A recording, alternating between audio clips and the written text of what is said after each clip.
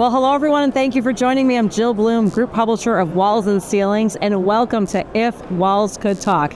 It is so fun, and it's such an honor to be face-to-face in person with Trent Cotney. Hey, good to see you again. Good to see you too, who we all know is partner with Adams and Reese, but we're excited to hear what Trent has to share with us today. Yeah, got a lot to talk about.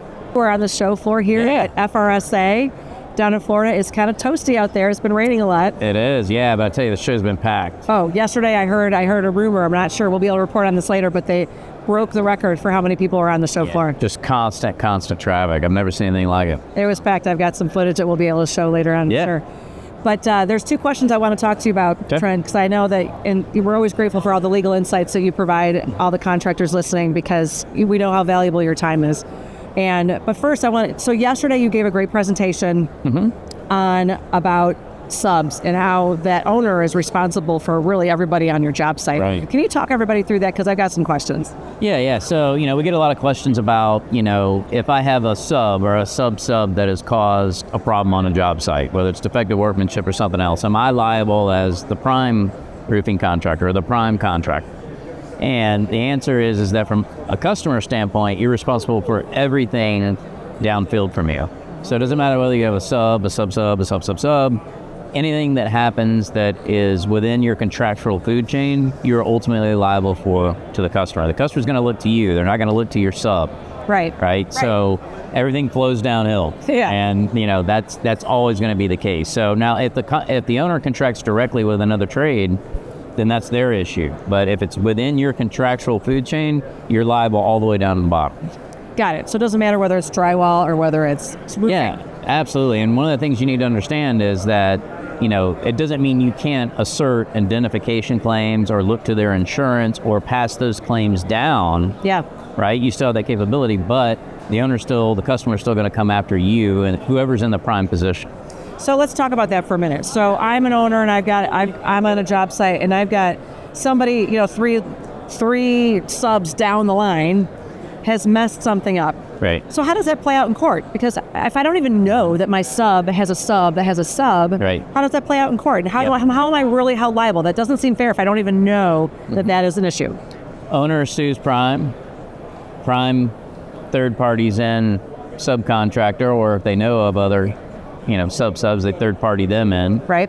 Those third parties then fourth party in. Oh my gosh. And then you end up with all the parties at one table. That's ultimately what happens. We have one now where we've brought in a fifth tier subcontractor. So, wow. Yeah. Okay. Really, how often does that actually happen? Only on big jobs. Okay. Right. Typically you might get down to a sub, but typically only on real big jobs, so you're going to see that level, of degree of distance. Yeah, so I guess it really comes down to the judge, right? Seems like it always does. But so how do you think it's going to play out? Yeah, look, I think the claims will be assessed against the prime position, and then in turn, all those claims will be assessed downstream as far as indemnification and liability. Okay. So, and typically what happens is insurance appears if there's a damage to other person or property, and I would say 98% of the time those cases settle before they go to trial. Okay. So typically most construction cases, because they're costly, because you need a lot of experts, which oftentimes cost more than lawyers, there's an incentive to get cases resolved, and the court systems push that hard. Now if it goes to arbitration, a little bit of a different story. Typically there's more arbitrations that go the distance than court cases. So all right. Yeah. Okay, so let's start from the beginning then. What should every contractor listening do to protect themselves from any of that, having to have five attorneys, right, 5 subs? Yeah, so what you want to do obviously is make sure that you got a strong subcontract agreement, that you're limiting your subcontractor's ability to retain other trades, other subs. Oh, okay. And you're making sure that your quality control person, your superintendent on the job site, is identifying everybody that's on that project. Okay. Not only for liability purposes, but also to make sure that everybody is covered by workers' comp. So, we've got a lot of reports in the residential space where a sub will bring in 5 guys that they just found somewhere.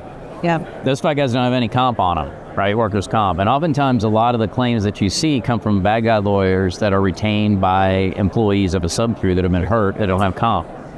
Oh, okay. So that is the key thing, is you want a good subcontractor checklist so that you are making sure that you know who's on that job, you're getting copies of all their insurance, all that kind of stuff, and you're limiting any of that downfield delegation. Okay. That way you got your arms around it. If you do have subs, then you want to make sure that you're putting the burden on your subcontractor Right. to get you all that information that you need upstream. So Okay. you may need lien releases, certified payrolls, whatever it is that you need, you're putting that on your direct contractual relationship. Got it. So a lot of it is about quality control on the job site.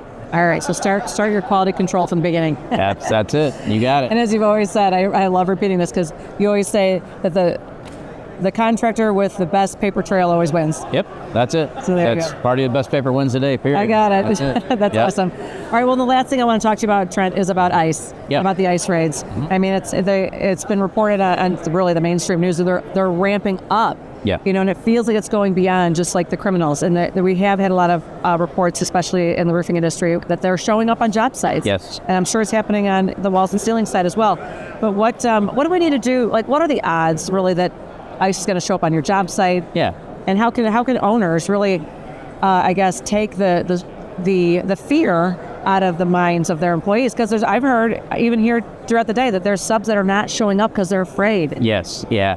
So, the overall, if you think about the thousands upon thousands of construction projects that are happening any day, the odds that ICE shows up on your job site are relatively low. Yeah. 1% or less that you're going to have. Oh, it's that low. So yeah. 1% or less. Okay. If you think about the total number of projects that are out there, Yeah. Now if there has been a consumer complaint or a competitor's complaint, then obviously that, you're targeted. But it's relatively low considering the total number of things that are out there. One thing I'll mention is that with the big beautiful bill, if that gets passed in some form, there is a lot of money that's been allocated to increase the number of representatives from ICE to help engage in these deportations, ICE officers. Yeah. So if that happens, you can see it go well beyond that. Okay. But employers, what they can do is obviously support their employees. There are employee rights cards that you can give, to say, hey, here are the rights I have. I got the right to remain silent. I got the right to, give them access to employee immigration lawyers that can assist them in the event that happens.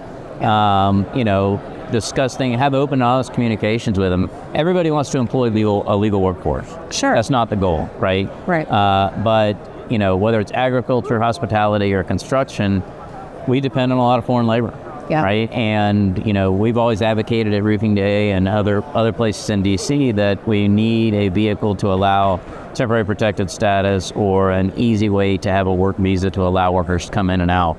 You can't have hardcore immigration and not have the other part of it, right? Right. So we are seeing a little bit of a chilling effect, but, the message is again, very small percentage. Look, if you take the opportunity to make sure that you're training your employees, you're keeping a safe job site, you're doing what you can to keep neighbors and customers happy, then, that's what you need to focus on. You need to focus on keeping your head down, doing your job, and reassuring your crew, or if you have subs, and giving them access to resources in the event that something happens. It sounds great. Yeah. Well, Trent, thanks as always. Thank you. So It's much great as seeing you. always. Yeah, it's great to be absolutely. here. And if anybody has any questions for us, it's roofingcontractor.com or wconline.com.